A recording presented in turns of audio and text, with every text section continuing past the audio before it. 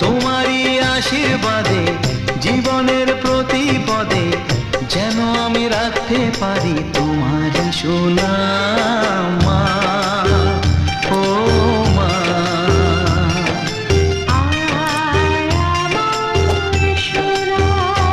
ও স্নেহের ছায়ায় ভালোবাসায় ঢেকে রাখে যে, অনেক জ্বালাশয় বুকে জড়িয়ে রাখে যে, তারই আঁচলে মুখ লুকিয়ে রেখে জীবন আমার কাটিয়ে দেব তোমায় দেখে মা।